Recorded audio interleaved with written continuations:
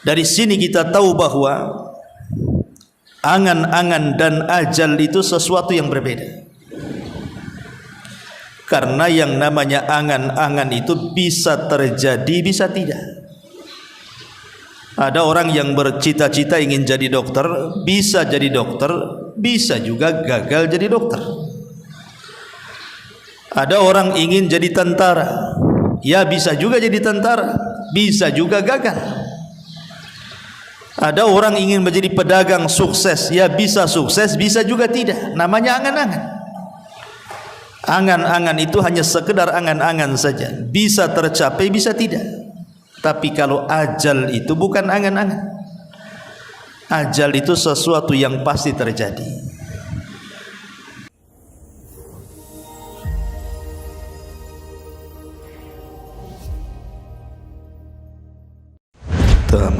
Bismillahirrahmanirrahim. Assalamualaikum warahmatullahi wabarakatuh.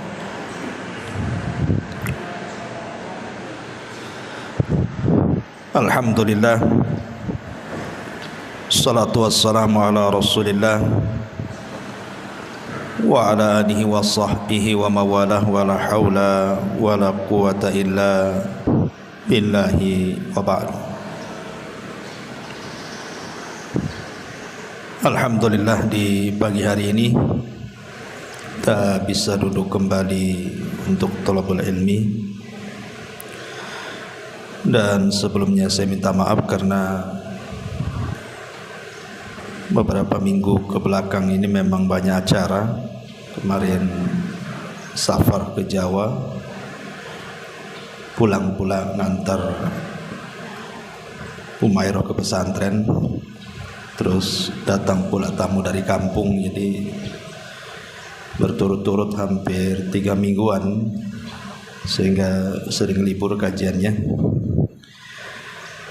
Dan insyaallah kita memulai kembali.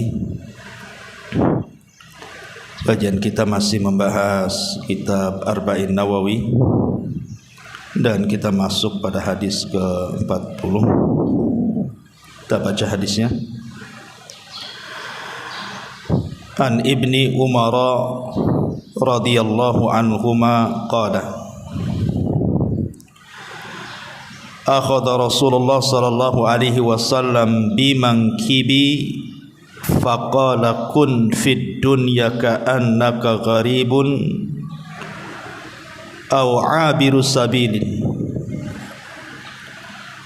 Wa kana Ibnu Umar radhiyallahu anhuma yaqulu idza amsayta fala tanthadhiris sabaha wa idza asbahta fala tantadil masa wa khudh min sihhatika limaradik wa min hayatika limautika. Rawahul Bukhari. Dari Abdullah ibnu Umar, semoga Allah meridhai keduanya, beliau dan ayahnya Umar ibn al-Khattab radhiyallahu an,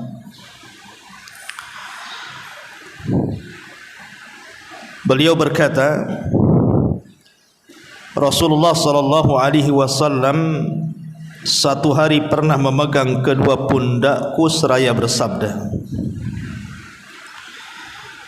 jadilah engkau di dunia ini seperti orang asing ataupun seperti musafir.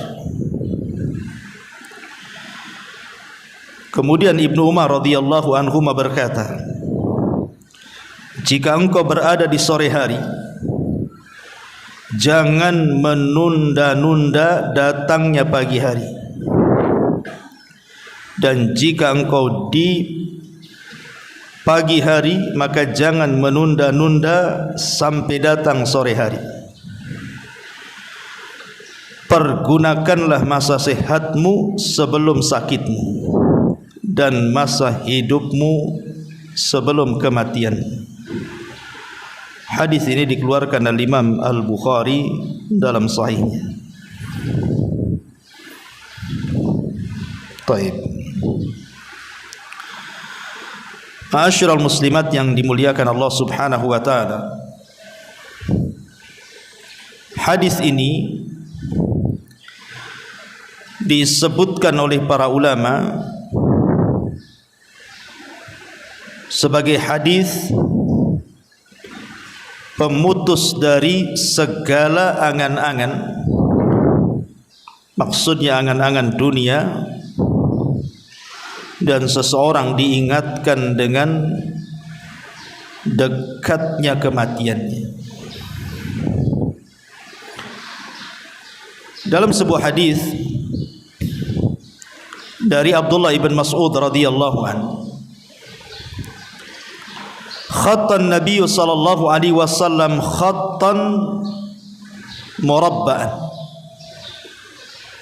Jadi satu hari Nabi sallallahu alaihi wasallam itu pernah menggaris sebuah garisan, kemudian menggambar dalam bentuk persegi empat.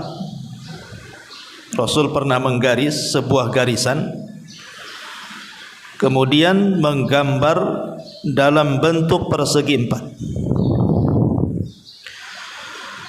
Kemudian wa khatta khattan fil wasati kharijan minhu. Lalu setelah beliau menggambar persegi empat itu, beliau menggariskan sebuah garis di dalam persegi empat itu yang menjorok keluar. Jadi ini gambar persegi empat, kemudian digaris lagi keluar situ. Kemudian wa khatta khututan sigharan ila hadha alladhi fil wasati min janibihi alladhi fil wasati wa qala hadha al insan wa hadha ajaluhu muhitum bih. Kemudian Nabi sallallahu alaihi wasallam di tengah-tengah kotak tersebut menggaris lagi dengan garisan-garisan kecil yang banyak. Kemudian beliau bersabda, garis di tengah ini adalah ibarat seorang manusia yang dikelilingi oleh persegi empat itu, maksudnya ajalnya yang mengelilinginya. Adapun garis-garis itu adalah angan-angannya. Kata Nabi sallallahu alaihi wasallam, wa hadzal ladzi huwa kharijun amalu. Adapun garis-garis kecil yang banyak itu diibaratkan sebagai angan-angannya. Maksudnya apa? Nabi sallallahu alaihi wasallam dalam hadis Abdullah bin Mas'ud ini mengatakan, ketika menggambar persegi empat, kita ini berada dalam kotak itu, dan kotak itu artinya ajal yang mengelilingi manusia, di mana manusia tidak mungkin keluar dari kotak itu. Artinya manusia tidak mungkin lari dari ajalnya. Adapun garis-garis kecil yang keluar dari kotak itu adalah angan-angannya. Dari sini kita tahu bahwa angan-angan dan ajal itu sesuatu yang berbeda. Karena yang namanya angan-angan itu bisa terjadi, bisa tidak. Ada orang yang bercita-cita ingin jadi dokter, bisa jadi dokter, bisa juga gagal jadi dokter. Ada orang ingin jadi tentara, ya bisa juga jadi tentara, bisa juga gagal. Ada orang ingin menjadi pedagang sukses, ya bisa sukses, bisa juga tidak. Namanya angan-angan. Angan-angan itu hanya sekedar angan-angan saja, bisa tercapai, bisa tidak. Tapi kalau ajal itu bukan angan-angan. Ajal itu sesuatu yang pasti terjadi. Karena yang namanya ajal itu walaupun tidak diangan-angani, kita pengen mati atau pengen dipanjangkan usianya, namanya ajal dia tetap datang. Tidak mungkin gagal ajal-ajal. Dari sini kita tahu bahwa Nabi SAW ingin memutus rantai tulul amal, panjangnya angan-angan bagi manusia, bahwa ajal lebih dekat kepada dirinya dibandingkan angan-angannya. Makanya ada istilah para ulama, aqrabu syai'in al-ajalu wa ab'adu syai'in al-amalu. Paling dekatnya sesuatu itu adalah ajalnya, dan paling jauh sesuatu itu adalah angan-angannya. Lah dalam hadis Abdullah ibn Umar radhiyallahu an, Nabi sallallahu alaihi wasallam ingin menasihati kita. Jadi satu hari Nabi sallallahu alaihi wasallam itu datang kepada Abdullah ibn Umar, kemudian memegang kedua pundaknya. Jadi Abdullah ibn Umar berada di depannya, Rasul memegang tangan seperti ini ke pundak Ibnu Umar. Dan ini menunjukkan apa?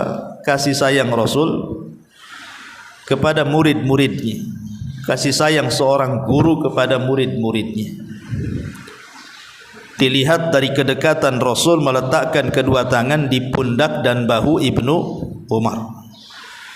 Jadi seorang guru harus punya kasih sayang dengan muridnya, karena Allah sendiri mengatakan, la in kunta faddan ghalidal qalbi dan faddu min hauli. Kalau engkau keras kasar kepada orang yang kau dakwahi wahai Muhammad, tentu mereka akan lari dari dakwahmu. Makanya Rasul mencontohkan kelembutan seorang pengajar kepada seorang murid. Dengan kedekatan beliau dan keakrabannya ditunjukkan dari kedua tangan beliau diletakkan di kedua bahu Ibnu Umar. Kemudian Nabi SAW mengatakan, ya ibna Umar, kun fid dunya ka'annaka gharib. Wahai Ibnu Umar, jadilah di dunia ini seperti gharib, orang asing, au abirus sabil, ataupun seperti orang yang singgah menjadi seorang musafir. Analoginya begini, Bu. Kalau ibu tidak pernah singgah di Batam, anggaplah sebagian ibu ada yang dari Jawa, dari Sumatera, Padang, atau dari daerah manalah sebutkan, tidak pernah ke Batam. Di Batam ini tidak punya pemilih, tidak punya keluarga, dan Batam ini hanya sekedar kota transit saja, karena tujuannya bukan ke Batam. Boleh jadi ibu mungkin mau ke Singapura atau ke Malaysia. Hanya Batam ini tempat transit saja. Tidak ada saudara, tidak ada kawan, tidak ada siapa-siapa. Datanglah ibu ke Batam hanya sebagai seorang musafir hanya, ataupun transit saja, karena ingin tujuannya kan ke Malaysia atau ke Singapura. Mustahil orang yang transit terpikir macam-macam. Tidak mungkin ibu datang ke Batam terus tanya-tanya, tanya harga apartemen Habibie, mau beli di situ, ataupun tanya-tanya harga tanah berapa satu kaplingnya, atau tanya macam-macam. Tidak mungkin. Orang namanya transit hanya transit saja. Umumnya orang transit itu tidak mungkin tanya-tanya, karena dia tidak lama di situ, hanya singgah pergi lagi, karena harus melewati Batam masalahnya. Lah seperti itulah dunia, kata Nabi SAW kepada Ibnu Umar. Jadi dunia itu transit saja, karena tujuan kita akhirat. Tidak mungkin di dunia ini kemudian tanya rumah, tanya ini, tanya itu, sebagaimana orang asing ketika singgah di sebuah kota, karena dia nggak kenal orang, takut ditipu orang juga kan itu kalau tanya-tanya. Makanya Nabi SAW memberikan sebuah hikayah, permisalan kepada Ibnu Umar yang sangat dalam, dan mengatakan, kun fid dunya ka'annaka gharib au abirus sabil. Jadilah engkau di dunia seperti orang asing. Yang namanya orang asing itu pasti akan banyak tanya, pasti juga akan takut, pasti akan berharap cepat pergi dari situ. Au abirus sabil, ataupun seorang musafir. Karena seorang musafir itu tidak mungkin lama di tempat safarnya. Kalau bisa secepat mungkin dia pergi dari situ supaya sampai kepada tujuan. Lah Ibnu Umar ini radhiyallahu an paham dengan hadis ini, sangat paham dengan hadis ini. Makanya kenapa Ibnu Umar kemudian berkata, saking pahamnya dengan nasihat Nabi SAW, kata beliau, idza amsayta falatantadir sabah wa idza asbahta falatantadir al-masa wa khudh min sihhatika limaradik wa min hayatika limautik. Jika engkau di sore hari, maka segeralah beramal, jangan menunggu di waktu pagi. Dan jika engkau di waktu pagi juga segera beramal, jangan nunggu di waktu sore.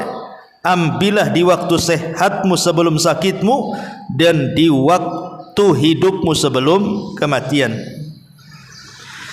Ma'asyiral muslimat yang dimuliakan Allah Subhanahu wa taala, Abdullah ibn Umar radhiyallahu anhuma sampai-sampai dijelaskan dalam biografi beliau ini bagaimana zuhudnya beliau dan memegang amanah Nabi sallallahu alaihi wasallam untuk dijadikan dunia ini sebagai tempat persinggahan seorang musafir atau orang yang asing yang sampai di situ. Abdullah bin Mas'ud radhiyallahu anhu sampai memuji Ibnu Umar dan mengatakan, "Inna amlaka syababi Quraisyin li nafsihi anid dunya Abdullah ibn Umar." Orang yang paling bisa menahan dari pemuda-pemuda Quraisy untuk dirinya terhadap dunia, aku tidak melihat kecuali Abdullah ibn Umar radhiyallahu anhu. Ini pujian daripada Abdullah ibn Mas'ud radhiyallahu anhu. Makanya Al-Hafidh Adz-Dzahabi dalam kitabnya At-Tadhkirah, jadi satu hari manusia datang kepada Ibnu Umar radhiyallahu anhuma dan menawarkan kekuasaan. Itu di zaman fitnah tuh. Dan ketika itu tidak ada yang lebih mulia yang masih hidup kecuali beberapa sahabatlah, salah satunya adalah Abdullah ibn Umar radhiyallahu anhuma.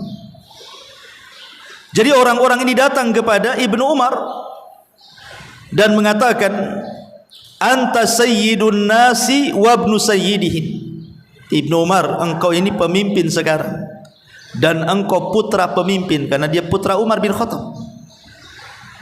Wan nasu bika radun, manusia sudah berkumpul, mereka mau menjadikan kamu sebagai pemimpin kami. Wa nahnu nubayyi'uka, dan kami siap membaiatmu. Jadi manusia datang dari mana-mana meminta kepada Ibnu Umar untuk siap dibaiat dan menjadi pemimpin mereka, karena kala itu terjadi kekosongan pemimpin. Tetapi Ibnu Umar radhiyallahu anhu mengatakan, la, tidak, wallahi, demi Allah, sampai bersumpah, tidak, demi Allah. Beliau mengatakan, wala yuhraqu fi mahjamati damin, aku tidak mau ada satu tetes darah pun tertumpah di negeri ini. Karena biasanya apabila terjadi kekosongan pemimpin kemudian rebutan menjadi pemimpin, pasti terjadi peperangan kan itu. Makanya Ibnu Umar lebih baik menghindar dari fitnah, padahal sudah jelas-jelas loh kekuasaan di hadapan dia. Manusia sudah redha. Kebanyakan manusia mendukung Ibnu Umar, tapi Ibnu Umar menolak karena takut ada satu tetes darah tertumpah di negeri itu. Kalau sekarang, ya jangan begitu. Sekarang pilih saya, jangan pilih dia. Saya paling hebat, dia tidak hebat. Bahkan bayar buzzer lagi kan untuk memenangkan supaya menjadi pemimpin. Karena di zaman sekarang ini sudah hilang zuhud masalahnya. Zuhud yang hilang itulah maka mengakibatkan seseorang itu akhirnya rakus dengan kekuasaan. Dan ini tahu salah satu daripada serapan nasihat Nabi SAW kepada Ibnu Umar. Maka Ibnu Umar betul-betul mempraktikkan sampai urusan kekuasaan saja dia lari, tidak mau, karena dia tahu tanggung jawabnya seperti apa. Ma'asyiral muslimat yang dimuliakan Allah Azza wa Jalla, sampai satu hari disebutkan dari Samir Ar-Riyahi, dari bapaknya dia mengatakan, jadi Ibnu Umar radhiyallahu anhu ini satu hari syariba ma'an, dia meminum air yang sangat dingin sekali, air mineral yang sangat dingin diminum oleh Ibnu Umar. Fabaka fashtadda buka'u, tiba-tiba Ibnu Umar menangis dan semakin menjadi tangisannya. Faqila lahu, dikatakan kepada Ibnu Umar, wa ma yubkika ya Ibnu Umar, apa yang membuat anda menangis wahai Ibnu Umar? Maka Ibnu Umar mengatakan, tadzakartu ayatan fi kitabillah, karena aku teringat satu ayat dalam Al-Quran. Wahila bainahum wa baina ma yashtahun, fa araftu anna ahlan nar la yashtahuna syai'an syahwatuhumul ma, wa qad qala Allah azza wa jal afidu alaina minal ma au mimma razaqakumullah. Karena Ibnu Umar teringat dengan permintaan penduduk neraka kepada penduduk sorga dan mengatakan, berilah kepada kami setetes air atau makanan yang Allah rizkikan kepada kalian. Dan ini permintaan terakhir penduduk neraka di dalam neraka. Karena permintaan mereka, pertama mereka minta kepada Allah Subhanahu wa taala agar dikeluarkan dari neraka. Tetapi Allah Subhanahu wa taala justru tidak mengajak bicara penduduk neraka. Allah katakan, wala yukallimun, jangan kau bicara denganku. Sampai-sampai Abdullah ibn Amr ibn As radhiyallahu anhuma mengatakan, Allah tidak bicara dengan penduduk neraka itu 2 kali umur dunia. Kemudian yang kedua, karena Allah Subhanahu wa taala tidak mau bicara kepada penduduk neraka, maka penduduk neraka meminta kepada malaikat Malik, wazanatun nar, penjaga neraka, agar Allah mewafatkan mereka saja, matikan saja mereka. Mereka minta kepada Malik, sudah wafatkan kami saja di sini. Karena mereka sudah tidak tahan dengan azab Allah. Tapi malaikat Malik mengatakan, innakum makithun, kalian tidak akan mati dan kalian akan tetap hidup di neraka. Kemudian permintaan yang ketiga, ketika mereka tidak bisa meminta kepada malaikat Malik agar Allah mewafatkan mereka, maka mereka pun meminta kepada para penjaga neraka agar yukhaffif alainal adzab, Allah meringankan azab kepada kami. Tapi para penjaga neraka pun mengatakan, kalian tidak akan diringankan dan kalian akan selamanya disiksa. Ketika kemudian mereka tidak sanggup meminta kepada para penjaga neraka yang lainnya, barulah mereka melirik kepada penduduk sorga dan mengatakan, an afidu alaina minal ma au mimma razaqakumullah, berikan kepada kami setetes air atau makanan yang Allah rizkikan kepada kalian. Tapi penduduk sorga pun menolak dan mengatakan, innallaha harramahu ma'alal kafirin, Allah haramkan keduanya, maksudnya minuman dan makanan, kepada orang-orang kafir. Maka gagallah 4 permintaan penduduk neraka ini. Lah Ibnu Umar ketika membacakan ayat ini, an afidu alaina minal ma au mimma razaqakumullah, dia menangis. Dan sejak itulah dia hilang kecintaannya kepada dunia dan tumbuh kerinduannya kepada akhirat. Dan itu bentuk bagaimana Ibnu Umar paham dengan nasihat Nabi SAW, hendaklah dia menjadikan dunia sebagai tempat safar atau orang asing. Makanya kalau kita lihat biografi Ibnu Umar itu, Ibnu Umar ini beliau tidak pernah makan kecuali ada orang yatim ataupun orang miskin yang menemani dirinya. Kalau tidak ada anak yatim, tidak ada orang miskin, dia tidak akan makan. Jadi makannya itu bersama orang fakir dan orang miskin. Kalau tidak ada orang fakir miskin, dia akan makan dia. Dan itu menunjukkan apa? Zuhudnya beliau. Dari sini kita paham kalau sedikit menggali biografi Ibnu Umar radhiyallahu anhuma, Ibnu Umar sangat memahami nasihat Nabi SAW. Baik kita kupas sedikit isi daripada hadis Nabi SAW. Di sini Nabi SAW mengatakan nasihat kepada Ibnu Umar, kun fid dunya ka'annaka gharib aw abirus sabil. Jadilah wahai Ibnu Umar, engkau ini seperti orang asing ataupun orang yang lewat di sebuah tempat kemudian singgah dan berlalu dari situ, alias musafir. Isa bin Maryam alaihi salatu wassalam pernah menasihati tentang masalah dunia. Apa kata Isa bin Maryam? Isa bin Maryam mengatakan u'buruha wala ta'muruha. U'buruha wala ta'muruha. Dunia ini hendaklah kalian lewati dan jangan kalian makmurkan di dalamnya. Kata Isa bin Maryam, dunia ini cukup dilewati, tidak perlu dimakmurkan di dalamnya. Karena kita hanya lewat saja. Buat apa dimakmurkan? Waktu, tenaga, biaya kita habiskan di dunia sehingga ketika datang kematian semua ditinggalkan. Makanya kata Isa, lewati, jangan dimakmurkan. Kenapa demikian?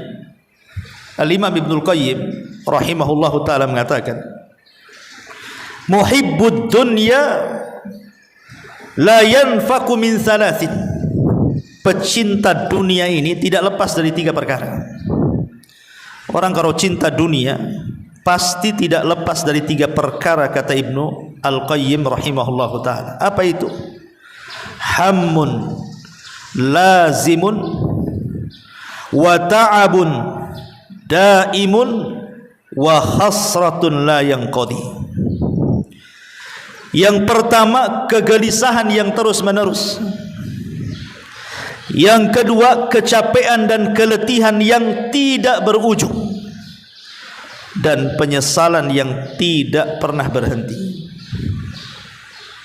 Yang pertama, kesedihan dan kegelisahan yang terus menerus. Yang kedua, kecapean dan keletihan yang berkelanjutan. Dan yang ketiga, penyesalan yang tidak pernah berhenti. Inilah dunia. Coba kita perhatikan. Dunia ini lebih banyak membuat sedih dibandingkan senang. Cobalah perjalanan ibu dari kecil. Bagaimana ibu rasakan sejak kecil itu, senang atau tidak? Kemudian setelah menginjak remaja, kemudian dewasa, kemudian menikah, kemudian punya anak, rasanya lebih banyak sedih dibandingkan bahagia. Dan kesedihan itu selalu lewat. Apabila datang kebahagiaan, datang lagi kesedihan. Kayaknya nggak pernah berujung tuh. Kemarin saja baru tertawa, hari ini pula sudah menangis. Kemarin baru bahagia, hari ini pula sudah gundah gulana. Begitu juga capek letih. Siapa yang tidak capek di dunia ini? Stres, bu. Mikir macam-macam kan, mikir itu. Mikir pengen punya rumah, pengen punya tanah, pengen punya uang, pengen punya baju, tas, macam-macam orang di dunia ini. Dan itu kan tidak ujung-ujung ada kan, harus mencari, lelah letih. Kadang-kadang nekan pula suaminya untuk membelikannya, padahal dia tahu kemampuan suaminya seperti apa. Ya karena dunia ini melelahkan. Ujung-ujungnya penyesalan. Kenapa? Karena sudah dikumpul-kumpul pun ditinggalkan. Makanya ada istilah hakikatud dunya at-tajmi'u wat-tafriqu. Hakikat dunia itu, ibu kumpul-kumpulkan sudah banyak, ibu tinggalkan. Ibu tinggalkan. Berapa banyak coba orang-orang yang sudah kaya sukses itu akhirnya meninggal dunia kan? Dia kan gak mungkin berpikir besok akan mati. Tidak ada orang yang mereka rakus dengan dunia itu berpikir besok akan mati. Gak mungkin, mustahil. Tetapi namanya kematian itu pasti sebuah kelaziman. Makanya di sini Imam Ibnul Qayyim mengatakan, hammun lazimun wa ta'abun daimun wa hasratun la tanqadi. Ma'asyiral muslimat yang dimuliakan Allah Azza wa Jalla, kalau kita melihat sedikit kisah para sahabatnya. Abu Dzar Al-Ghifari radhiyallahu anhu. Satu hari datang seorang laki-laki masuk ke rumah Abu Dzar Al-Ghifari. Maka pandangan orang ini melihat di sekeliling rumah Abu Dzar Al-Ghifari. Pasti ibu kalau punya rumah kan minimal teras depan itu, ruang tamu kan pasti dihiasi bukan? Di situ ada lemari, nanti dalam lemari itu mesti ada bunga-bunga, entah ada perlak-perlik, entah ada barang-barang yang kalau orang melihatnya itu akan takjub. Kursinya pun yang bagus, mejanya yang bagus, toplesnya aja yang bagus, sampai warna riasnya pun harus cantik kan gitu. Orang kalau punya rumah pasti yang pernah dihiasi pertama kali ruang tamunya. Lah orang ini masuk melihat di sekeliling rumah Abu Dzar Al-Ghifari radhiyallahu anhu. Fata'ajjab, dia pun heran. Kemudian mengatakan, ya Abu Dzar, aina mata'ukum? Wahai Abu Dzar, kok rumah ini kosong? Kok enggak ada barang-barang, enggak ada kursi, enggak ada meja, enggak ada lemari, enggak ada macam-macam, kosong blong rumahnya. Hanya ada tikar kecil saja. Kemudian kata Abu Dzar, inna lana baitan nuwajjihuhu ilaihi salihah mata'ina. Sesungguhnya ini bukan rumahku loh. Kata Abu Dzar, ini bukan rumahku. Rumahku itu adalah rumah yang kelak aku akan sampai di sana. Dan disitulah engkau akan melihat barang-barangku yang sangat indah yang tidak pernah kau lihat. Maksudnya apa? Surga. Jadi Abu Dzar Al-Ghifari mengingatkan kepada orang ini bukan rumahku. Rumahku di sana. Kalau di sini engkau tidak melihat barang-barang yang indah, nanti lo di sana aku akan melihat. Kemudian kata Abu Dzar Al-Ghifari radhiyallahu anhu mengatakan, innahu la budda laka min mata'in ma dumta hahuna. Kemudian orang ini ngomong sama Abu Dzar, Abu Dzar, ya paling tidak adalah barang-barang yang kau bisa nikmati selama kau berada di sini dan belum pindah ke sana. Masa nggak ada sama sekali? Kan kamu masih hidup di sini, belum hidup di sana, gitu maksudnya. Maka Abu Dzar dengan tegas mengatakan, inna sahibal manzil la yada'una fihi. Sesungguhnya pemilik rumah ini tidak mungkin meninggalkan barang-barang yang harusnya ada di sana diletakkan pula di sini. Saya tidak mau. Maunya saya semua yang ada di sini ada di sana. Dan ini menunjukkan apa? Zuhudnya para sahabat Nabi SAW. Dan ini senada dengan kisahnya Abu Ubaidah ibn Jarrah radhiyallahu anhu. Jadi Umar radhiyallahu anhu ketika menjadi khalifatul Islam sepeninggal Abu Bakar Siddiq radhiyallahu an mengerahkan pasukan untuk membebaskan Baitul Maqdis dalam perang Qadisiyah.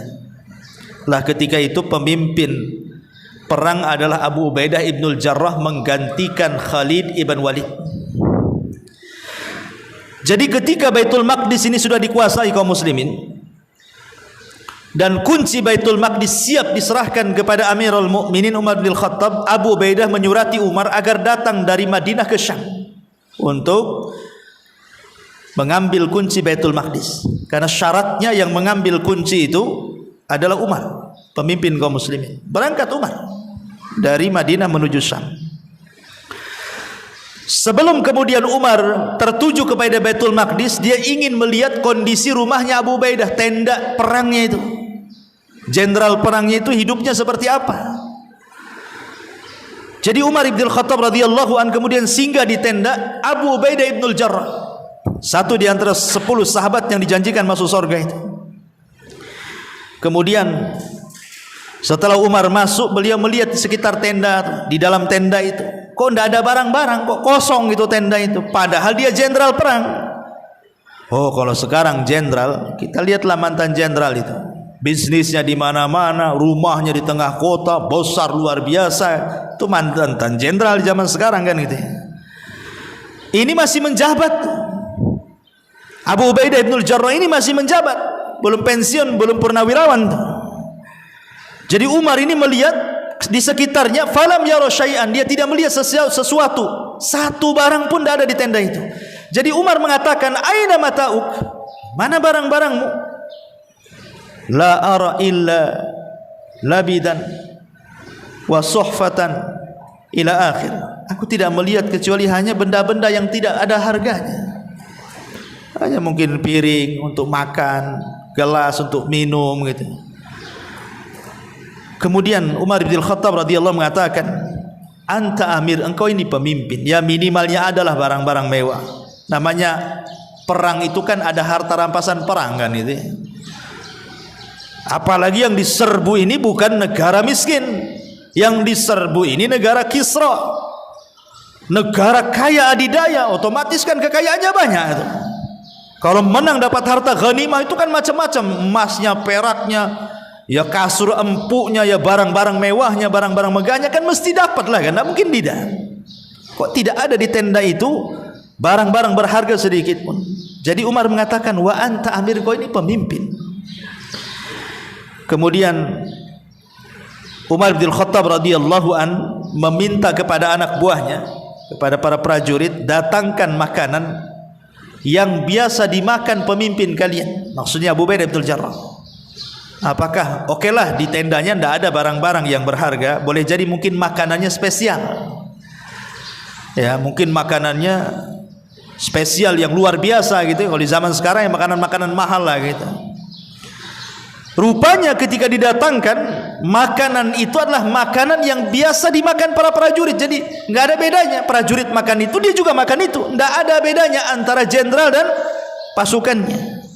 Dari situlah kemudian Umar bin Khattab fabaka, beliau pun menangis. Faqala, dan dia mengatakan kepada Abu Ubaidah, khayyaratna dunya ghairaka ya Aba Ubaidah. Dunia telah merubah kami semuanya, kecuali engkau wahai Abu Ubaidah. Dunia tidak merubah dirimu. Kami semua dirubah dunia kecuali engkau. Ini yang ngomong bukan orang biasa loh, Umar bin Khattab radhiyallahu anhu. Kalau sudah Umar yang ngomong, ya memang Abu Ubaidah itu seperti itu kan gitu. Karena pujian Umar tidak mungkin sembarang orang dia mengatakan seperti itu. Makanya Umar mengatakan, ghayyaratna dunya, dunia sudah merubah kami. Illa anta ya Aba Ubaidah, kecuali engkau wahai Abu Ubaidah, dunia sama sekali tidak berubah. Itulah makna, karena Abu Ubaidah sangat paham hadis Nabi sallallahu alaihi wasallam dalam sebuah hadis, mali walid dunya, mali walid dunya. Kata Nabi sallallahu alaihi wasallam, apalah aku dengan dunia ini? Apalah aku dengan dunia ini? Illa mathalu ma yaj'alu ahadukum isba'ahu hadhihi wa asyara Yahya bisyababati fil yammi falyangdur bima tarji. Demi Allah, tidaklah dunia dibandingkan akhirat melainkan seperti salah seorang di antara kalian meletakkan jarinya, Yahya perawi hadis berisyarat dengan jari telunjuknya ke laut, lalu lihatlah apa yang dibawa dari jari jemari itu. Jadi kalau ada lautan, kemudian kita celupkan jarinya, kemudian diangkat lagi, paling ada satu tetes itu. Lah satu tetes itulah menjadi perebutan satu dunia manusia sejak zaman Adam sampai yang terakhir mati. Sementara kekayaan Allah itu terbentang lautannya. Jadi kalau seandainya orang berpikir, lah satu tetes yang di jari itu diperebutkan manusia, sementara di depannya lautan yang terbentang berupa sorga, kok tidak dikejarnya? Mana akalnya? Gitu maksudnya. Lah kita rebutan yang satu tetes, sementara yang lautan tak bertepi kok ditinggalkan. Akalnya di mana? Seolah-olah Rasul ingin mengatakan demikian. Ini lautan terbentang loh, kenapa kalian tidak kejar? Kenapa ngejar yang setetes itu? Makanya Nabi SAW mengatakan, mali walid dunya ma ana wad dunya innama mathali wa mathalud dunya kamathali raqibin dhalla tahta syajaratin thumma raha wa tarakaha. Apalah arti dunia bagiku, kata Rasul? Apa urusanku dengan dunia? Sungguh perumpamaanku dan perumpamaan dunia adalah seperti pengendara yang berteduh di bawah pohon, lalu istirahat sesaat kemudian meninggalkannya. Sebagian ulama hadis mengatakan dunia ini seperti kailulah. Tahu kailulah, tidur siang.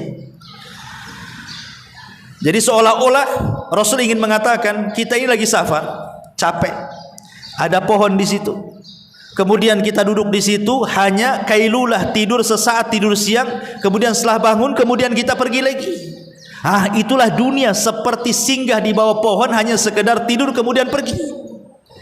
Pendeknya kehidupan dunia, dan memang pendek kan. Sekarang kan ibu yang usianya 40-50 tahun kan udah nggak terasa. Mungkin masa lalu itu hanya kenangan saja kan. Oh dulu ibu pernah kecil sekolah di sini, main di situ, kemudian remaja sekolah di sini di situ, kemudian dewasa sekarang sudah menikah, punya anak, sebagainya, sudah punya cucu. Kok cepat kali zaman ini.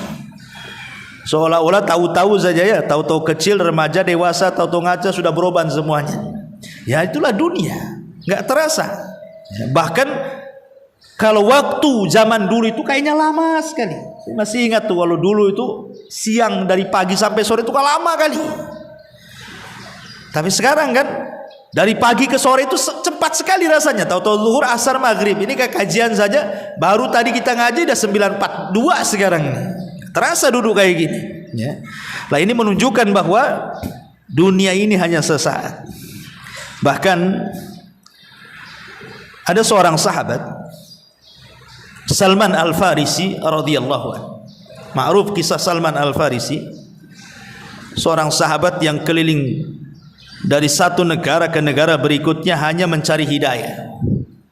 Dari beragama penyembah berhala berupa api, Majusi, kemudian masuk Nasrani, kemudian dibeli oleh tuan Yahudi sampai akhirnya dapat hidayah masuk Islam. 3 agama dilewati itu Salman Al-Farisi. Majusi, Nasrani, Yahudi, baru Muslim. Ya. Dan Salman Al-Farisi walaupun demikian termasuk as-sabiqun al-awwalun. Dia orang-orang yang lama mengikuti jejak Nabi. Salman Al-Farisi seolah-olah ketika Allah Subhanahu wa taala tidak menghendaki Abu Lahab masuk ke dalam Islam, Allah ganti Salman Al-Farisi yang bukan orang Arab justru mendapatkan hidayah saat kematiannya, detik-detik wafatnya. Jadi Sa'ad bin Abi Waqqas ini satu di antara 10 sahabat yang dijanjikan surga ini datang menjenguk Salman saat wafatnya. Kemudian dilihatnya Salman ini menangis. Maka Sa'ad bin Abi Waqqas berusaha menghibur Salman dan mengatakan, "Alaisa qad sahibta Rasulullah sallallahu alaihi wasallam kada wa kada, alaisa kada wa kada, alaisa kada wa kada." Wahai Salman, engkau ini orang yang paling lama berkawan dengan Nabi. Sekian dan sekian waktu engkau sudah berbuat begini dan begitu bersama Nabi. Engkau sudah berbuat begini dan begitu bersama Nabi. Jadi Sa'ad bin Abi Waqqas berusaha menenangkan Salman karena ketika itu menangis saat detik wafat itu. Diingatkan dengan kebaikan, dan ini sunnah hukumnya. Kalau ibu ziarah kepada orang sakit, maka yang dibicarakan tidak boleh kecuali kebaikan. Tidak boleh ibu bicara soal keburukan di ruangan yang ada orang sakit di situ. Nggak boleh. Tetapi ceritakan kebaikan, kau ini orang baik, atau diceritakan ke kawannya biar dia dengar. Sayang dia sakit, jadi itu orang baik, mudah-mudahan Allah sembuhkan dia, supaya dia dengar waktu sakitnya. Ya, karena di sini Sa'ad memberikan contoh kepada kita, menjelaskan kepada Salman bagaimana jasa beliau dulu dan bagaimana pertemanan beliau dengan Nabi sallallahu alaihi wasallam. Qala Salman, tapi Salman mengatakan, dia mengatakan, ma'abki wahidatan minal isnain. Aku bukan menangis karena satu di antara 2 perkara. Kata Salman, aku menangis bukan karena satu di antara 2 perkara. Kemudian Salman mengatakan, ma'abki dhannan lid dunya wala karahiyatan lil akhirah. Demi Allah aku mati bukan karena aku terikat dengan dunia. Aku tidak mau meninggalkan dunia, bukan itu. Bukan pula aku membenci akhirat. Karena orang mati itu cuma 2 nih. Kenapa orang itu kemudian saat kematiannya sulit, sehingga kemudian terkadang di antara mereka itu harus koma berbulan-bulan loh, bertahun-tahun. Ada Allah siksa seperti itu orang. Gak mati-mati. Ada orang koma bertahun-tahun itu. Boleh jadi karena dipersulit kematiannya. Kan ada orang yang mati itu ketika berwasiat, yang diwasiatkan itu urusan dunia, padahal dia akan berpisah dengan dunia. Aneh itu. Tolong jaga tanah tanah bapak, tolong jaga tanah ini, tanah itu, ini perusahaan tolong jaga. Dia sendiri akan berpisah dengan perusahaannya itu, dengan tanahnya. Masih juga berwasiat dengan dunia, kan akalnya hilang tuh. Oh, dia mau berpisah dari dunia kok wasiat dengan dunia pula.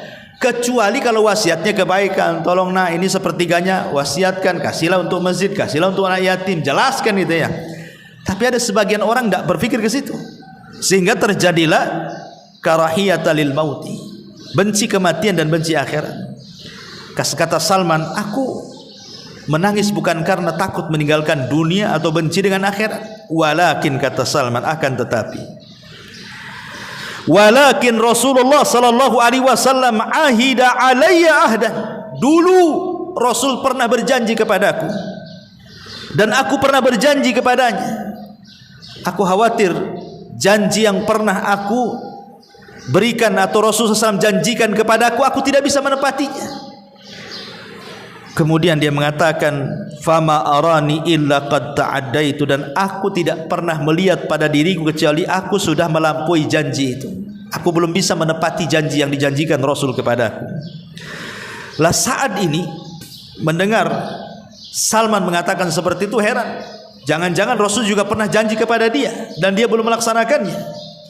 Jadi saat ini mendesak kepada Salman, wa ma'ahida ilaika, apa yang dijanjikan Rasul kepadamu wahai Salman? Jangan-jangan aku juga sama gitu ya. Maka Salman Al-Farisi radhiyallahu an mengatakan, annahu yakfi ahadakum mithlu zadir raqib wala arani illa qad ta'addaitu wa ma anta ya Sa'ad fattaqillah idza inda hukmika wa idza hakamta wa inda qasamika idza qasamta wa idza hammika idza hamamta. Kata Salman Al-Farisi radhiyallahu an, Rasul dulu pernah berjanji kepadaku agar engkau wahai Salman menjadikan kehidupan dunia ini dalam berjalan di atas dunia ini mithlu zadir raqib. Ambillah perbekalan secukupnya seperti seorang musafir berbekal. Ibu kalau berbekal safar, tidak mungkinlah rumah dibawa. Macam mana bawa rumah? Walaupun punya kendaraan, tidak semua orang itu bawa kendaraannya kan. Ibu mau safar ke Jawa, punya mobil bagus di sini. Ada sebagian kita yang bawa, ada sebagian kita yang tidak bawa kan. Malas pula mau bawa mobil, bagus dia charter di sana. Ya. Dan tidak mungkin juga ibu bawa beras, bawa bumbu-bumbu dapur kan itu. Yang penting bawa ATM isinya uang semua. Artinya kan orang kalau mau safar itu kan dia pasti cari yang ringan. Makanya kalau orang cerdas dalam safar itu dia tidak mau bawa koper banyak-banyak kan. Ngapain bawa koper banyak-banyak kan itu. Bagus beli pakaian di jalan. Ya, pulang bawa oleh-oleh jadinya kan. Kalau bawa koper banyak-banyak, bawa oleh-oleh di sana tak jadi beli. Pulangnya sekoper itu yang kita bawa kan. Pasti orang kalau safar itu dia cari yang paling ringan tuh. Kalau bisa jangan nenteng lah, nenteng dompet saja. Karena sekarang ini safar dimudahkan, mau makan tinggal makan, mau beli pakaian tinggal beli, di mana saja pun ada pasar gitu. Artinya bahwa Rasul ingin mengatakan, kalau engkau menjadi seorang musafir, maka ambillah perbekalan secukupmu. Lah itulah dunia. Ambillah perbekalan secukupnya di dunia untuk akhiratmu. Lah kata Salman Al-Farisi, wala arani illa waqad ta'addaitu, dan aku tidak pernah melihat pada diriku kecuali aku sudah melampaui janji itu. Adapun kau wahai Sa'ad, mumpung kau masih hidup, bertakwalah kepada Allah dalam hukummu apabila engkau berhukum, dalam pembagianmu apabila engkau membagi, dalam cita-citamu apabila engkau bercita-cita. Dari kisah tiga sahabat ini radhiyallahu anhum menunjukkan bagaimana mereka mengajarkan kepada kita tentang pentingnya zuhud dan tentang bahayanya panjang angan-angan. Inti daripada nasihat-nasihat para sahabat ini bahwa di sini ada faedah tentang pentingnya zuhud dan pentingnya seseorang itu untuk tidak memperpanjang angan-angan. Kenapa demikian? Malik ibn Dinar, seorang ulama salaf, mengatakan, arba'un minasyaqa, ada 4 perkara termasuk kecelakaan manusia. Kalau ibu masuk dalam 4 perkara ini celaka. Kata Malik ibn Dinar rahimahullahu ta'ala, yang pertama qaswatul qalbi. Ibu kalau keras hati, ini bahaya ya, jangan keras hati. Yang kedua jumudul aini. Ibu kalau susah menangis, susah menangis, baca Quran susah menangis, susah diingatkan akhirat juga susah menangis ya. Karena itu akibat dari keras hati kan. Kalau sudah keras hati pasti mata susah menangis ya. Tapi kalau lembut hatinya pasti mata akan mudah menangis. Kemudian yang ketiga tulul amal, panjang angan-angan, yang berakibat kepada yang terakhir wal hirsu ala dunya. Dari panjang angan-angan itulah akhirnya seseorang rakus terhadap dunia. Sudah tidak kenal mana halal mana haram, yang penting dapat dunia. Ini kata Malik ibn Dinar, 4 perkara kalau ada pada hidup manusia celaka dia. Hatinya keras, mengakibatkan susah menangis. Otaknya panjang angan-angan dunia, berakibat dia pun rakus terhadap dunia tanpa menyaring apakah dunia yang diambilnya halal ataukah haram. Makanya kata ulama, kalau ingin sembuh dari tulul amal, panjang angan-angan, lakukan 2 perkara. Kalau orang ingin sembuh supaya tidak terlampau panjang angan-angannya, lakukan 2 perkara. Yang pertama, ingat bahwa annaka rahilun, engkau ini akan pergi dari dunia. Ingat bahwa kita ini akan pergi dari dunia. Tidak mungkin kita selamanya di dunia. Dan itu kita saksikan di sekitar kita hari-hari. Ada yang meninggal kan, ada yang bayi meninggal, kita saksikan. Ada yang anak remaja meninggal, kita saksikan. Ada yang sudah tua juga meninggal, kita saksikan. Bahkan sebagian ibu mungkin ada yang memandikannya, mengkafaninya, dan kita saksikan itu. Artinya dunia ini tidak mungkin lama. Kemudian yang kedua, alaika biziaratil maqabir. Sekali-kali bagi wanita itu boleh berziarah kubur, tetapi bagi laki-laki hukumnya sunnah. Sering ziarah kubur, tapi perempuan boleh ziarah kubur, tapi sekali-kali, jangan sering. Dan inilah 2 perkara. Ingat bahwa kita tidak akan kekal di dunia, dan ingat dengan ziarah kubur bahwa saudara kita juga sudah mendahului kita dari kematian. Para nabi meninggal, orang-orang soleh meninggal, bahkan manusia yang paling sombong, bejat sekalipun seperti Namrud, Fir'aun, Qarun dan yang lainnya juga meninggal. Maka 2 perkara ini bisa mengobati orang itu supaya tidak panjang angan-angan.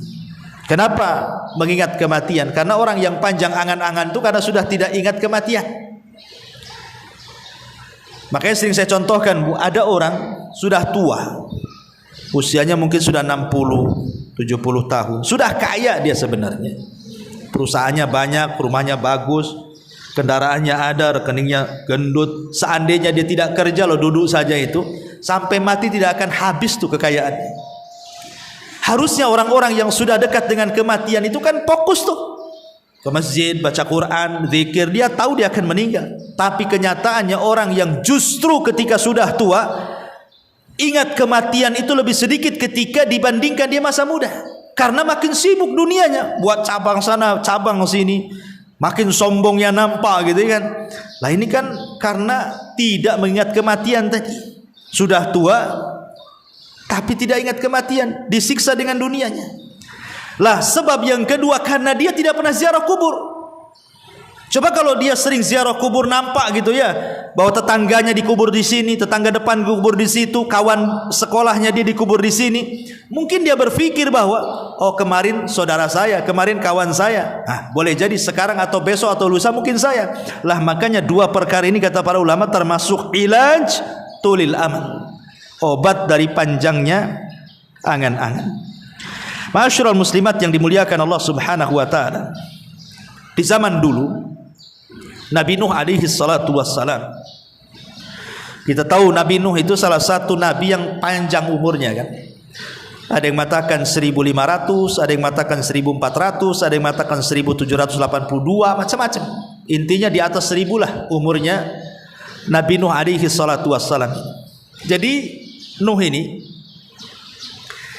setelah kemudian berdakwah selama alfasanatin illa khamsina ama, 950 tahun, kemudian terjadi tufan sehingga melantakkan seluruh kaumnya, membinasakan kecuali Nuh dan orang-orang yang di perahunya yang selamat. Jadi satu hari Nuh ini sudah selesai tufan, kaumnya pun sudah binasa, dan dia pun membawa orang-orang yang tidak banyak di perahunya. Jadi malaikat maut ini datang, ingin mencabut Nuh alaihi salatu wassalam, mencabut nyawa Nuh alaihi salatu wassalam. Dan disebutkan oleh Imam Qurtubi saat memberikan tafsiran kepada surah Al-Ankabut ayat 14-15. Jadi malaikat maut ini mengatakan, ya Nuh, ya akbaral anbiya, wa ya tawilal umuri, wa ya mujabad da'wati, kaifa ra'aita dunya. Wahai Nuh, wahai Nabi yang paling besar, wahai Nabi yang dipanjangkan umurnya, wahai Nabi yang diijabah doanya, bagaimana menurutmu soal dunia?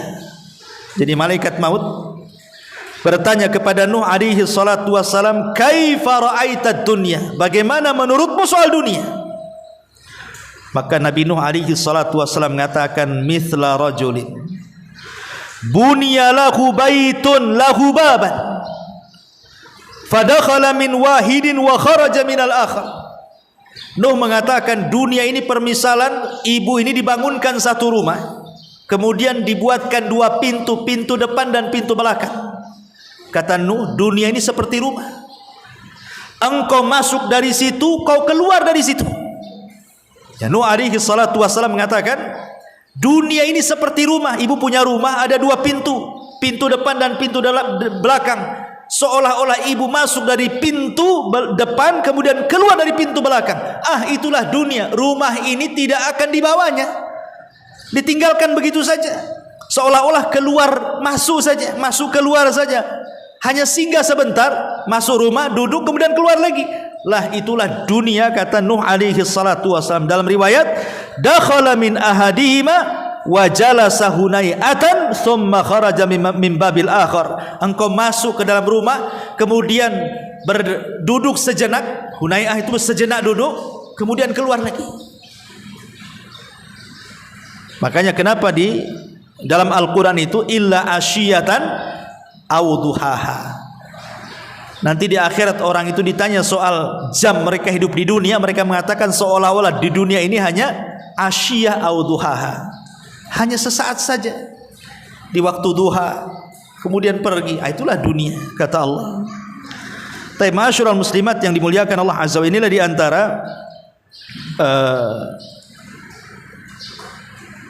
kisah-kisah sahabat Nabi SAW dan juga para nabi. Nasihat terakhir dari hadis ini adalah perkataan Ibnu Umar radhiyallahu anhuma di ujung riwayat, idza amsayta fala tantadiris sabah wa idza asbahta fala tantadiris masa wa khudh min sihhatika limaradik wa min hayatika limautik. Ini nasihat Ibnu Umar kepada kita. Jika engkau berada di sore hari, jangan menunggu datangnya pagi hari. Dan jika engkau berada di pagi hari, jangan menunggu datangnya sore hari. Maksudnya, kalau pagi ini kita bisa beramal, jangan nunggu nanti sore. Pagi ini ibu bisa punya uang ingin sedekah, sudah langsung sedekahkan. Ya, pagi ini ibu bisa ingin baca Quran, ya sudah, jangan diprogram, nanti sore kan ada waktu. Kalau pagi ini ingin silaturahim ke saudara yang sedang sakit, ya sudah, segerakan hari ini berangkat. Karena belum tentu sore bisa gitu. Betapa banyak orang yang mengagendakan sesuatu ternyata tidak jadi. Tapi berapa banyak orang-orang yang tiba-tiba ada program dijalankan langsung jadi pula dia kan. Rame-rame kita ke rumah si Anu, rame-rame datang. Tapi kalau kita sore aja lah, biar kita tenang, senang, waktunya ada. Ketika sore banyak pula alasan kawan-kawan kan. Oh, nggak bisa datang, nggak bisa hadir, nggak bisa ini, nggak bisa itu, karena ini, karena itu, macam-macam kan. Makanya kenapa kemudian di sini Ibnu Umar mengatakan kalau bisa beramal di waktu pagi, jangan pula nunggu di waktu sore, ataupun sebaliknya, karena umur manusia tidak tahu. Dari sini Nabi SAW mengatakan, badiru bil a'mali sab'an, bersegeralah kalian beramal saleh sebelum datang 7 perkara. Dan ini sudah saya jelaskan ke ibu-ibu. Apa itu? Illa hal tantadiruna illa faqran munsiya. Apakah ibu harus menunggu menjadi orang fakir yang melupakan ibadah? Nah, sekarang mumpung ya walaupun tidak miskin sekali, tetapi kan cukup hidupnya, walaupun tidak kaya sekali, tetapi cukuplah. Masih bisa lah ibu datang ke majelis taklim, masih bisa sholat duha, masih bisa berinfak walaupun tak banyak gitu kan. Kalau memang bisa lakukan, jangan sampai datang kefakiran yang melupakan. Karena orang fakir itu, ada orang fakir itu kalau diajak ibadah pikirannya tidak akan nyambung. Kenapa? Nggak bisa saya datang ke pengajian. Besok saya makan apa? Ini kerjaan banyak. Kalau saya tak kerja, keluarga makan apa? Akhirnya lupa ibadah tuh. Karena kefakiran yang melalaikan tadi. Ataupun yang kedua, ghinan mutghiyah. Ketika fakir berangan-angan, nanti kalau sudah kaya ingin haji, kalau sudah kaya ingin sedekah, kalau sudah kaya ingin betul-betul bantu, tapi sudah kaya melampaui batas dia. Nggak ada satupun yang dibantu, haji pun tidak, umroh pun tidak mau berangkat. Ya. Ataupun yang ketiga, maradan mufsidah. Jangan menunggu sakit yang mendudukkan ibu sehingga tidak bisa bergerak. Orang sakit itu bu, hanya angan-angan saja. Saya lihat ada orang di stroke ya kan, ditaruh di kursi roda itu. Dia ngomong pun tak bisa, udah menyon gitu ya mulutnya, kakinya pun tidak bisa digerakkan, tangannya. Kita memandang dia saja sedih, apalagi yang merasakan. Kita melihat dia saja sedih itu. Kita sudah terpikir kalau seandainya saya yang ada di situ. Coba berpikir bu, kalau seandainya ibu melihat ada orang terduduk lagi stroke, kemudian ibu berpikir bagaimana kalau saya yang di situ? Tentu kan pikirannya aneh-aneh tuh kita ini, sudah ketakutan. Makanya kasihan gitu melihat orang-orang seperti, apakah nunggu seperti itu gitu ya, nunggu sakit yang tidak bisa seseorang itu bergerak untuk ibadah. Atau yang keempat, haraman mufannida, ataupun mungkin diberikan pikul. Sudah sholat dibilang belum sholat, belum sholat dibilang sudah sholat, puasa dibilang tidak puasa, sedang puasa dibilang puasa, macam-macam orang pikun itu. Ataupun yang terakhir, yang kelima, mautan mujahiza, ataupun kematian yang mendadak. Dan ini yang banyak. Atau yang keenam, dajjal, fasyarrun ghaibin yuntadhar. Ataupun apakah harus nunggu dajjal dan itu sebaik-baik perkara gaib yang ditunggu-tunggu. Atau yang terakhir, awis sa'atu adha wa amar. Ataukah kiamat adalah sesuatu yang sangat berat dan menakutkan. Makanya Rasul mengatakan, igtanim khamsan qabla khamsin. Kata Nabi SAW, jaga 5 perkara sebelum datang 5 perkara. Apa 5 perkara sebelum 5 perkara itu? Kata Nabi SAW, jagalah 5 perkara sebelum datang 5 perkara. Pertama, jaga waktu mudamu sebelum datang masa tua. Sekarang ibu, kita lihat ibu punya anak remaja lah. Kalau ibu yang sudah tua, yang anaknya sudah gadis atau anaknya sudah bujang, kita lihat kan mereka itu gesitnya luar biasa. Naik motor aja bisa ngebut-ngebutnya orang tuh. Anak muda itu kan bu, suruh ke pasar aja sebentar aja dia, kan lagi gesit-gesitnya. Dan ibu pernah merasakan itu, jalan ke sana kemari tidak punya capek. Itu anak muda tuh. Kita sudah tua ini mau jalan 1 kilo ngos-ngosannya itu, kayak buru apa gitu ya. Tapi dulu masa muda jalan beberapa kilo tuh tidak terasa kayaknya. Padahal nggak minum tuh. Kalau kita ini jalan ke sana saja duduknya 100 kali itu, duduk jalan itu ya. Artinya kan ibu pernah merasakan muda tuh. Lihat orang muda itu masih kuat, tidak punya capek, tidak punya lelah, kesana kemari gesit. Artinya kalau seandainya masa muda itu digunakan untuk ibadah apa saja anak muda itu bisa semua dia. Mau ngaji jauh perjalanannya bisa, mau apa saja bisa. Tapi kalau sudah tua bu, angan-angan saja. Aduh pengen ngaji di sana, tapi jalan tak bisa. Ya, nggak ada yang ngantar. Padahal dekat tuh masjid ke rumah dia itu tidak jauh. Pengen sholat duha 2 rakaat, berdiri, duduk pun tak bisa, baring akhirnya. Jadi apa nunggu seperti itu? Rasulullah yang mengatakan, lah waktu mudamu kemana? Sudah tua kok malah mikirnya aneh-aneh. Makanya Rasul mengatakan, sababuka qabla harami. Ingat masa mudamu sebelum datang tuamu. Ya. Kemudian yang kedua, sihhati qabla saqami.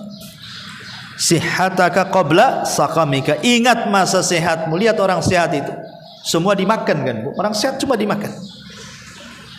Yang kata dokter nggak boleh pun tetap aja dihantam dia, karena merasa sehat dia. Nggak boleh loh makan ini, nanti kolesterol naik. Enggak lah, bismillah saja. Orang sehat nggak peduli.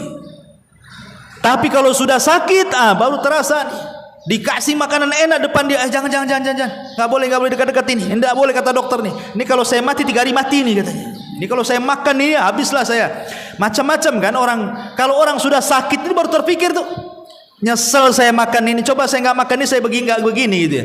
Artinya ketika di waktu sehat itu urusan makan saja seseorang itu berpikir. Makanya saya katakan orang kalau usia 40 tahun ke bawah, 40 tahun ke bawah itu kalau makan pakai mulut, Bu. Ya. Makan pakai mulut, semua masuk. Sate mau 100 tusuk, gulai mau 100 baskom, semua masuk. Ya. Tapi kalau 40 tahun, 50 tahun ke atas tuh makan pakai otak, Bu. Ya kan? Dia nggak pakai mulut, pakai otaknya. Cocok nggak nih? Masuk nggak nih? Gula nggak nih? Kolesterol nggak nih? Naik nggak darah nih? Nah kan otaknya berpikir dia. Memang nggak haram, itu menjaga kesehatan. Tapi dari situ saja nikmat Allah sudah dicabut sebenarnya. Ya kan? Sudah 40 tahun ke atas sudah otaknya berpikir dia, enggak semua bisa dimakan. Enggak semua bisa diminum, enggak semua orang itu bisa lelah letih seperti di masa ketika dia sehat. Makanya di sini Rasul mengatakan wasihataka qabla saqami. Kemudian yang ketiga, wa ghinaka qabla faqri. Dan masa kayamu sebelum datang kefakiranmu. Berapa banyak orang fakir menghayal. Dulu saya pernah kaya, kenapa saya enggak begini? Kenapa saya enggak begitu? Sekarang sudah miskin kok angan-angan. Kadang-kadang ada orang yang datang ke saya. Berapa orang udah nggak kesebut lah, Ustadz. Coba saya kenal dengan Ustadz dulu katanya. Waktu saya punya tambang, saya masih punya perusahaan, saya masih di atas. Mungkin pondok Ustadz sebentar aja, sekejap mata jadi katanya. Kok kenal dengan saya waktu miskin pula katanya. Subhanallah. Ada orang seperti itu datang ke saya itu. Ya mudah-mudahan Allah berikan kekayaan kepada antum. Insyaallah mudah-mudahan kaya betul. Takutnya sudah kaya balik lagi ke awal kan gitu ya. Dan miskin datang lagi kedua kalinya, itu sama aja namanya. Jadi di sini Rasul mengatakan wa ghinaka qabla faqri wa faraghaka qabla syaghali. Dan masa luangmu sebelum datang sibukmu. Ini juga sering terjadi. Udah sibuk baru terfikir kenapa banyak waktu tidak belajar. Makanya kenapa Imam Ahmad ibn Hanbal rahimahullah mengatakan ta'allamul ilma, belajarlah ilmu sebelum datang masa tuamu. Kata Imam Ahmad, belajarlah ilmu sebelum datang masa tuamu. Karena orang sudah tua, belajar itu ya hanya jiping saja, ngaji kuping aja kan, Bu. Masuk telinga kanan, keluar telinga kiri. Nanti lama nih 1 jam ngaji nih, ditanya sama suami, tadi Abu Merah ngomong apa? Entah, enggak apa-apa. Tengoklah di catatan katanya. Tengok di catatannya dulu. Tunggu. Nah ini itu poin banyak kelewat juga. Jadi di sini menunjukkan bahwa wa faraghaka qabla syaghali. Karena kenapa dulu di masa muda mungkin ibu ini bisa ngapal? Karena kesibukannya belum banyak kan, Bu. Sekarang sudah tua kan banyak yang ngurus cucu, yang ngurus anak, yang ngurus ini, banyak yang diurus sehingga terpecahlah akal itu. Hafalan terpecah, jadi susah untuk nyimpan karena simpanan yang lain loh harus lebih banyak porsinya. Jadi ingat duitnya lebih besar dibandingkan ingat hafalannya. Makanya agak sulit gitu ya. Kemudian wahayatika qabla mautik, dan kehidupanmu sebelum kematianmu. Karena kalau orang sudah datang ajalnya, apa kata Allah? Allah mengatakan fa idza jaa ajaluhu la yastakhiruna sa'atan wa la yastaqdimun. Apabila datang ajal seorang tidak mungkin ke depan, tidak mungkin ke belakang. Dan dia pun mengatakan laula akhartani ila ajalin qarib la asaddaqa wa akum minas salin. Kalau Allah kembalikan aku ke dunia, tentu aku akan bersedekah dan tentu aku akan termasuk orang-orang yang saleh. Tapi kan mustahil. Itu hanya penyesalan yang tidak ada guna. Wallahu alam. Ini diantara hadis ke-40. Taib sampai di sini. Kita tutup. Taib, kita kasih waktu 10 menit tuh tanya jawab, silakan.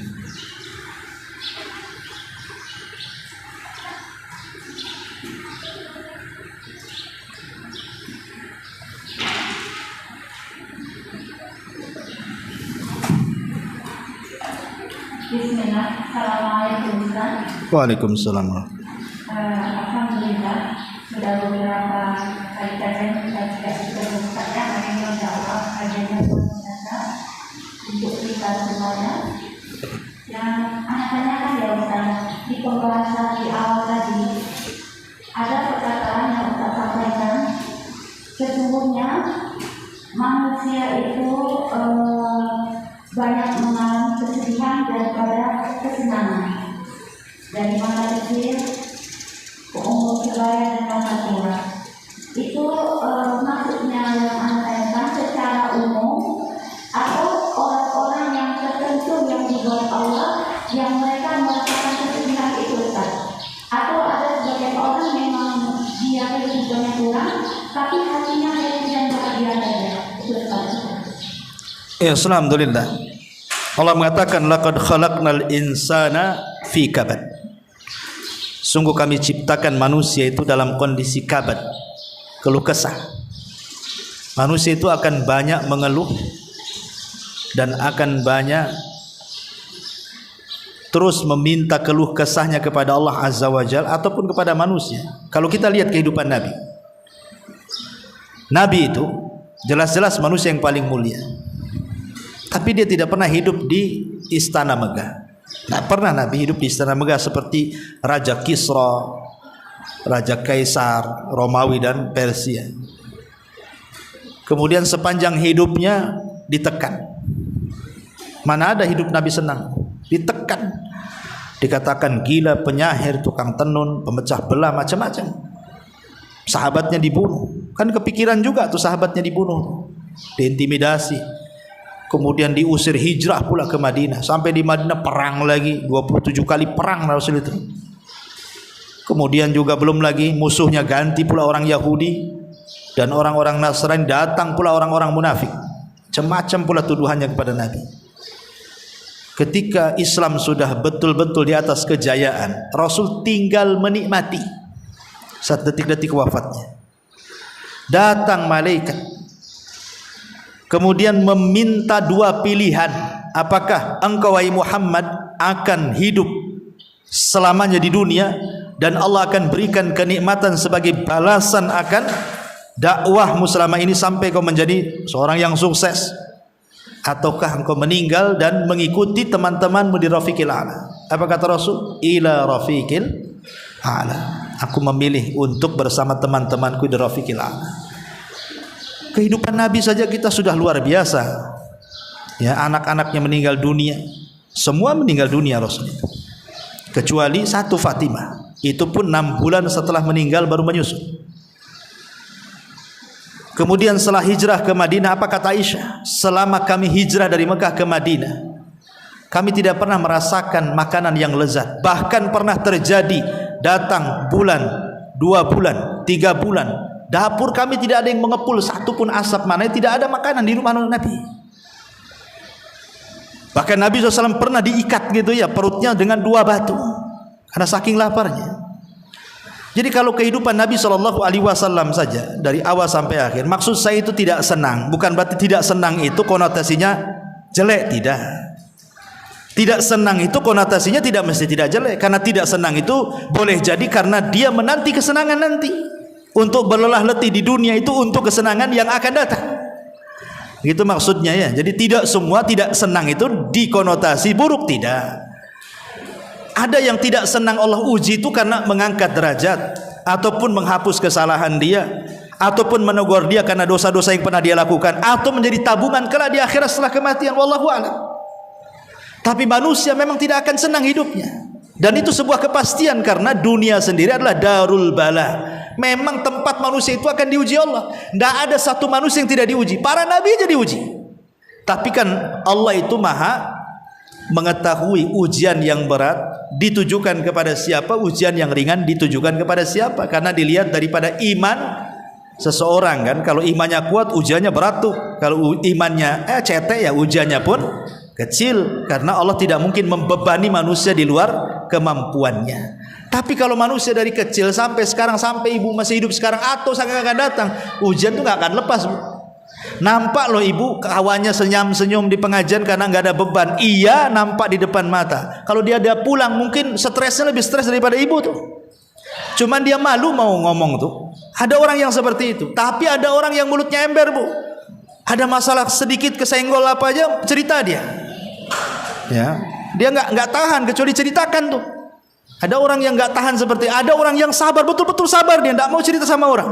Dia ngadu kepada Allah Azza wa Jalla saja. Tapi ada orang yang nggak mau ngadu kepada Allah, ngadu pula sama orang. Masih mending orang itu ngajak bicara, ngadu sama Facebook loh. Facebook nggak bisa bicara loh. Lah kadang-kadang kan manusia itu, tapi pasti manusia diuji, dan ujian itu akan terus-terusan. Tetapi walaupun demikian kan ada busyra, kabar gembira. Inna ma'al usri yusra. Tidak semua ujian itu begitu. Nah, pasti satu kesulitan itu akan datang, 2 kemudahan, 3 kemudahan, pasti akan keluar. Setelah keluar itu bukan terus keluar, ada lagi ujian yang lain kan begitu.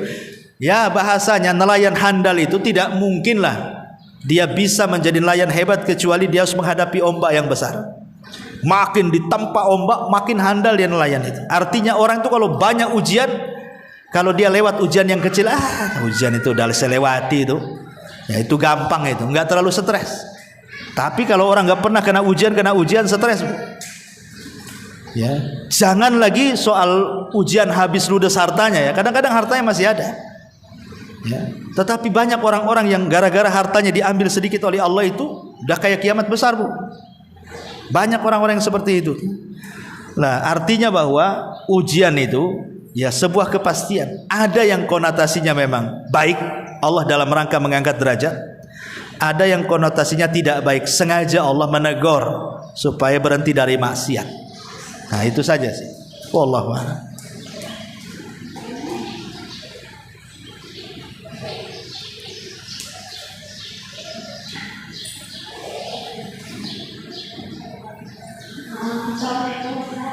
Waalaikumsalam. Saya mau nanya ya, apa pahala seorang istri jika kita dizolimi suami dosa?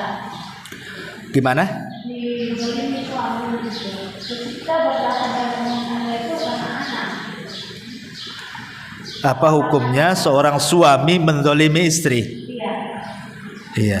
Terus itu apa pahala seorang istri jika bertahan karena anak itu, apa pahalanya itu? Oke, ya. Ya, ya, alhamdulillah. Itulah tadi saya jelasin, Bu. Kadang-kadang di dunia ini, ibu pikir sebelum menikah itu gambaran ibu tuh senang saja. Kan ada orang belum menikah itu udah kayaknya karena melihat orang menikah akhirnya senang. Rupanya setelah ibu jalani justru sebenarnya tidak menikah itu lebih senang dibandingkan menikah. Karena mungkin banyak kezaliman dari pasangan, baik istri kepada suami atau sebaliknya. Tetapi ingat bahwa sesenang-senangnya orang yang tidak menikah, sesenang-senangnya orang yang tidak menikah, dia tidak dapat pahala seperti sesusah-susahnya orang menikah. Kan gitu ya. Kenapa? Karena semata-mata menikah tidak beramal apapun, hanya akad nikah. Qabiltu nikah, aku terima nikahnya. Hanya sebatas itu saja. Maka seorang suami dan istri itu sudah diberikan separuh agama. Separuh agama sudah dikasih. Kalau orang belum menikah nggak dikasih separuh agama. Berarti kalau separuh tinggal nyari yang separuhnya. Lah yang separuhnya inilah dicari dengan cara apa? Sabar, syukur, qanaah, zuhud. Itulah dalam keluarga. Dan kebanyakan seorang istri dalam keluarga itu, dia masuk surga itu karena 2 akhlak. Seorang istri, kunci masuk surga seorang istri dalam rumah tangga itu cuma 2 akhlak. Pertama syukur, yang kedua sabar. Makanya kenapa Allah titik beratkan seorang wanita itu 2 perkara kan? Salat dan puasa. Idza shallatil mar'atu khamsaha. Apabila seorang wanita menjaga salat 5 waktu. Wa shamat syahraha. Kemudian menjaga puasa Ramadannya. Ingat hanya Rasul dua ibadah yang disebut, salat dan puasa. Lebihnya wa hafizat farjaha wa ta'at ba'laha. Jaga kemaluan, jaga suami.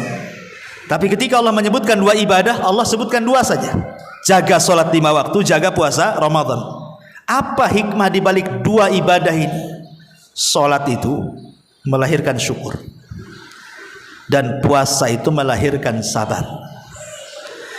Makanya ketika Nabi SAW pecah-pecah kakinya, sampai Aisyah radhiyallahu anha sebagai istri kasihan dengan suaminya karena Rasul sudah sepuh, dan mengatakan sudahlah, cukupkan yang wajib-wajib saja, tidak perlu harus tiap malam qiyamul lail sampai kakinya pecah-pecah. Apa jawaban Rasul? Rasul mengatakan kepada Ummul Mukminin Aisyah radhiyallahu anha, afala akuna abdan syakura, salahkah saya wahai Aisyah menjadi hamba yang bersyukur? Dari sini salat melahirkan syukur, ya. Dan puasa melahirkan sabar, karena puasa itu terkandung 3 kesabaran: sabar dalam menjalankan ketaatan, sabar dalam menjauhi kemaksiatan, dan sabar ketika menghadapi qada dan qadar. Ada semua pada puasa. Makanya ketika ahli tafsir memberikan catatan wasta'inu bis sabri was shalah, wasta'inu bis sabri was shalah, mintalah pertolongan dengan salat dan juga dengan kesabaran, maksudnya mintalah pertolongan dengan salat dan puasa, mintalah pertolongan dengan sabar dan syukur maksudnya. Jadi seorang wanita itu di rumah tangga, 2 ibadah inilah yang menjadikan wanita banyak masuk surga. Pertama sabar, yang kedua syukur. Dari 2 istimbat ibadah yang Rasul katakan tadi, salat, syukur, puasa, sabar. Nah, lakukan 2 sifat ini Bu dalam rumah tangga. Kalau ibu mau sabar dizalimi suami, sampai kapanlah suami mendolimi ibu? Tidak mungkin seumur hidup Allah ciptakan suami mendolimi itu. Mustahil Bu, mustahil. Tidak mungkin Allah ciptakan orang itu kerjanya zalim saja. Pasti ada waktu berhentinya kan? Tidak mungkin lah nggak berhenti kezaliman itu. Pasti ada berhentinya. Artinya ibu harus yakin bahwa suami tidak diciptakan untuk mendolimi ibu. Satu, kalaupun dia melakukan kezaliman, lah ketika itu suami memang sedang mengikuti syaitan. Tapi hakikatnya manusia tidak seperti itu, karena manusia itu kan fitrah asalnya. Dia menjadi jahat itu karena ada setannya di situ. Maka yang tugas ibu pertama sabar. Sabar, artinya sabar ya sabarlah. Gimana lagi mau saya dapat punya suami seperti ini. Lah ibu ini ketika ibu katakan gara-gara anak itu, ibu orang berakal namanya. Kurang apa seorang sahabiah di zaman Rasul namanya Ummu Hakim, ya. Ummu Hakim itu di zaman Nabi, suaminya gila, maksudnya sedikit error lah. Kemudian juga orangnya suka marah-marah dan suka merendahkan. Kadang-kadang lisan itu kan lebih sakit tuh dibandingkan mukul. Kalau mukul sekali udahlah kan itu. Tapi kalau suami ngomong yang enggak merendahkan tuh kan sakitnya tuh di sini, Bu ya. Artinya bahwa ini Ummu Hakim ini, itu suaminya begitu Bu, agak sedikit gila, kurang akal. Yang kedua kalau ngomong suka merendahkan dan suka marah-marah. Mau ibu punya suami kayak gini? Kan nggak mau lah kan itu. Kurang waras saja nggak mau, apalagi ditambah dengan marah-marahnya, merendahinnya.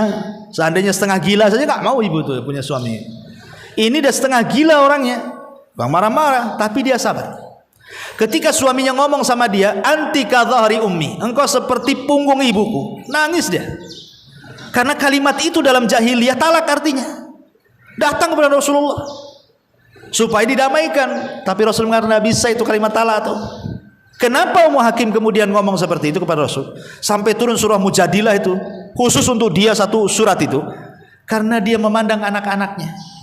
Anak-anak dia banyak. Belum tentu kalau dia nikah dapat bapak nih, dia jadi bapak anak-anaknya. Karena emosional bapak angkat dengan bapak kandung itu beda. Jahat-jahatnya bapak kandung itu adalah sedia sayang sama anaknya tuh. Bahkan ada istilah, nak cukuplah bapakmu jadi bajingan. Nah, kamu janganlah seperti bapakmu. Nah, masih ada lah kan kemauan bapaknya itu anaknya lebih baik daripada bapaknya. Tapi kalau bapak angkat udah banyak kejadiannya. Kadang-kadang diusir anaknya, anak angkatnya diusir. Dia memang ingin nikah ibunya saja. Ya. Ataupun mungkin ibu tidak menikah lagi, akhirnya anak-anaknya jadi yatim kan? Yatim hidup bahasanya. Iya kalau orang tuanya, bapaknya tanggung jawab. Kalau enggak, ya. Maka sebenarnya Yang harus ibu lakukan pertama berdoalah. Bu, doa itu pengetuk pintu langit. Makanya sering analogikan, kalau saya benci sama ibu, tapi ibu datang ke saya hari ini ngetuk pintu, tuk tuk tuk, ustad gitu. Gak mungkin lah nggak saya buka, bu. Tiap hari datang ngetuk, Nggak mungkin nggak saya buka, pasti dibuka. Awalnya sih sewot, ngapain kita ketukan gitu ya kan? Lama-lama kan disalami, apalagi ibu datang bawa rantang, ya kan? Bawa roti, bawa apa. Lama-lama lembutlah saya ini. Itu kepada manusia loh ya. Allah itu mimbabil aula. Ini namanya mafhum aulawi. Manusia saja kalau diketuk hari-hari datang sayangnya. Apalagi Allah yang tidak ada dendam. Kalau hari-hari diketuk pintu langit dengan doa, dengan ya Allah, lembutkan hati suami, ya Allah, ambil waktu-waktu yang mustajab. Mustahil lah Allah itu nutup pintu suami, itu mustahil. Maka doa, bu, sepertiga malam doa, minta diketuk tuh pintu langit itu tiap hari kalau bisa. Lama-lama dilembutkan lah. Yang punya hati itu Allah kok. Ya kalau ibu doakan yang jelek-jelek, mati aja lah suami saya, ya Allah, mati saja dan kecelakaan ya, biar saya terhindar. Anda itu nggak bagus ya kan. Jadi satu doa ya. Yang kedua introspeksi. Kadang-kadang apa yang kita alami hari ini itu karena warisan dosa masa lalu. Kita tidak tahu. Mungkin kita dulu ya kan, kita tidak tahu ya masa lalu ibu seperti apa, masa lalu saya seperti apa, masa lalu orang lain. Semua orang tuh punya masa lalu. Ada yang masa lalunya baik, ada yang masa lalunya tidak baik. Ada yang masa lalunya penuh dengan ibadah, ada yang masa lalunya penuh dengan maksiat. Sekarang ketika kemudian masa lalu sudah berlalu, ibu sudah mulai hijrah, bertobat gitu kan. Terkadang Allah Subhanahu wa taala memberikan ujian dengan cara mungkin suami jadi jahat, anak jadi nakal, tetangga jadi jahat, orang tua kurang macam-macam. Itu terkadang itu untuk menggugurkan dosa lalu tuh. Kita tidak tahu saja. Mungkin kita punya dosa dulu-dulu tidak tahu. Sekarang Allah berikan ujian, mau sabar atau tidak? Kalau sabar boleh jadi itu sebagai pengangkat dosa yang dulu-dulu lah pernah kita lakukan. Kita tidak tahu. Karena ada sorga itu tidak bisa diraih dengan sholat, tidak bisa diraih dengan puasa, tidak bisa diraih dengan sedekah, hanya bisa diraih dengan sabar. Ada sorga itu yang hanya bisa diraih dengan kesabaran. Dan sabar itu tidak seperti sholat. Sholat itu capek, bu. Ada gerakan, ada wudhu, jaga baju, jaga najis, jaga hadas. Tapi sabar itu kan di sini. Ya, jadi sabar-sabarin aja lah, bu. Jadi itulah sabar. Yang kedua syukur.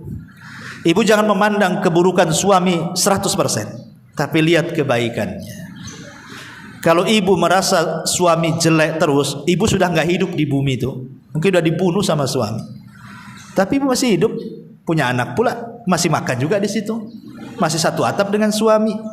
Ya, artinya kan suami masih lah, mungkin lah sekali-kali dia mungkin, kalau dia mungkin orang awam kadang mukul, ya didoakanlah mudah-mudahan ya dia tak mukul, jangan didoakan mudah-mudahan patah pula tangannya gitu. Ataupun lisannya mungkin dia jahat, ya mudah-mudahan lisannya dirubah sambil sedikit-sedikit. Nanti ada masalah, insya Allah ada masanya, bu. Kalau ibu terus nasihati, bersabar, berdoa, adalah waktunya. Ya, kalaupun itu belum terjadi, ya anggap saja itu laluan dalam kehidupan. Itu ujian bagi ibu. Bersabar, karena mengakhiri perceraian itu tidak baik dalam agama. Itu sama dengan membantu syaitan. Apalagi tadi ibu bagus karena anak-anak. Kalau bisa jangan begitu, karena Allah, bu. Ya, jangan karena anak-anak, nggak dapat pahala. Saya sabar karena Allah. Ya, dengan melihat anak-anak. Ya, ibu ya. Kalau sabar karena anak-anak ini nggak ada ibadahnya itu. Semua sabar itu karena Allah Subhanahu wa taala. Wallahu a'lam. Saya harus ngantar orang ke bandaranya. Subhanallah bihamdika, asyhadu an la ilaha illa anta astaghfiruka wa atubu ilaik. Allahu ta'ala. Assalamualaikum warahmatullahi wabarakatuh. Intinya bahwa tolong berakhlak kepada Allah. Membahas tafsir dari surah Al-Imran. Lahirlah Imam Muslim, Abi Dawud, Tirmidzi, Ibnu Hibban. Jadi ketika Yunus alaihi salatu wassalam terkena undian itu,